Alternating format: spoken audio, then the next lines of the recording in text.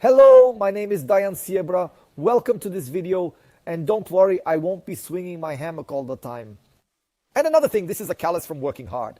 Here on the farm, okay? I'm a hard worker, so let's go.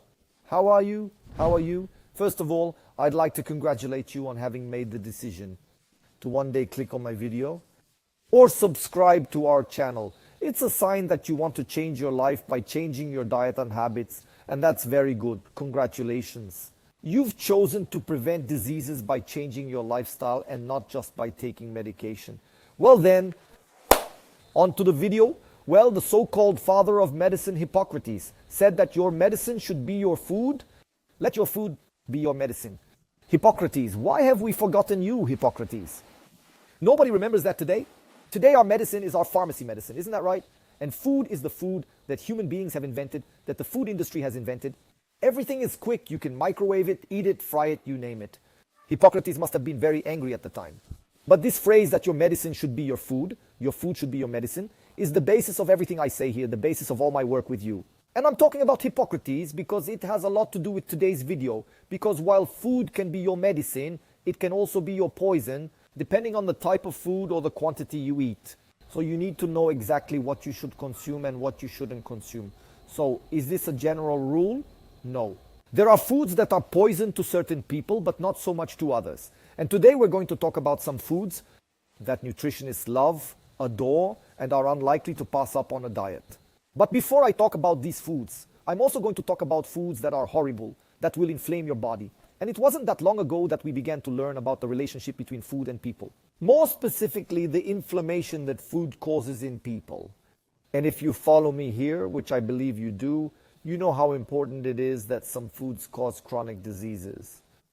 But Dayan, what is this inflammation you speak of that I don't understand? I understand tooth inflammation, spinal inflammation, finger inflammation, joint inflammation. But what is this inflammation? This inflammation that we health professionals talk about so much is chronic inflammation, the kind that happens every day in your body. And it's often silent.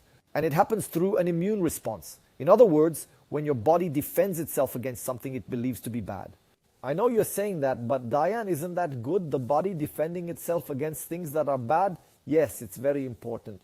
And it's interesting because this response keeps disease agents away. But if this happens every day with high frequency, then it's a problem. And an excess of this immune response favors the appearance of various diseases. Mainly metabolic diseases such as diabetes, obesity, and cardiovascular disease. I wonder if you're still thinking at this point, but obesity is a disease? It is a disease. Don't you think so? They're romanticizing obesity now, I don't know why. But it is a disease. And the best thing is that it's a condition that can be reversed. Yes, it can, but that's another video. Hey you guys, are you enjoying our content? Why I'm asking this? Because according to our channel analysis, 97% of the people who watch us are not subscribed to the channel. Do you believe this? So I sincerely ask, if you have liked our content, subscribe to our channel. Let's make this content reach everyone around the world, and let's make this a healthier world, okay? So subscribe our channel and God bless you. So if the body understands that the food you eat every day is bad for it, inflames it, it will attack that food. But it doesn't just attack that food, it attacks some of the cells in our own body. I'll give you an example. You eat a lot of bread, cake, cookies, gluten, right? Your thyroid, it ends up being attacked too, because the immune system attacks gluten, but it also attacks the thyroid because there's a similarity, thyroid proteins with gluten. So you end up with hypothyroidism, Hashimoto's thyroiditis, which is an autoimmune disease. Now, which foods cause the most inflammation? I'll tell you, if you can cut them out, great. If you can't cut them out, if you can't live without them, at least reduce them. Well, the foods are sugar, processed foods, white flour, artificial sweeteners, alcohol, excess red meat, margarine, refined carbohydrates such as pizza, trans fats such as those found in cookies, also those such as milk chocolate, vegetable oils, fast foods, and fried foods. Also, milk and dairy products. Now, how do you combat this inflammation? In addition to removing or reducing these foods, these junk foods, you put anti-inflammatory foods. What a good thing. Nature has both, but that's not all. You can also get a good night's rest.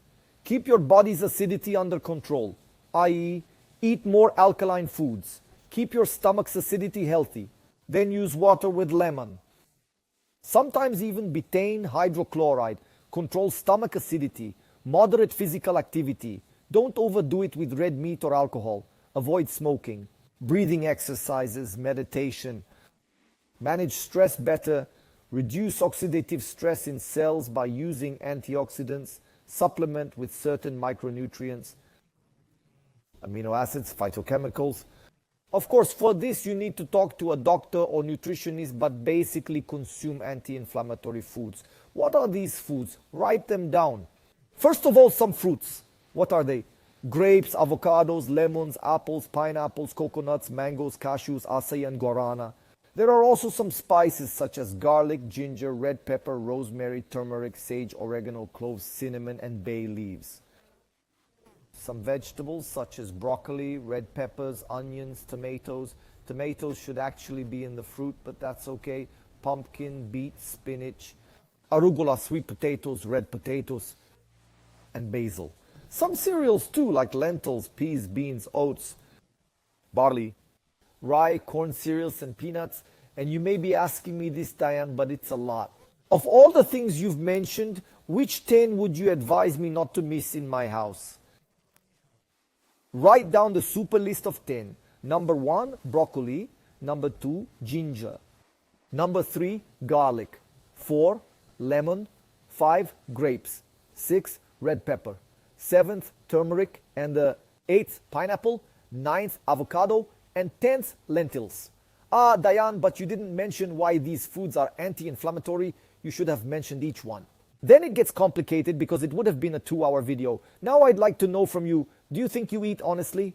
Do you eat more of an inflammatory or an anti-inflammatory diet? Let me know in the comments. I'll be very happy to hear from you. And don't forget to live life with health, passion, and with God in your heart. Bye, guys.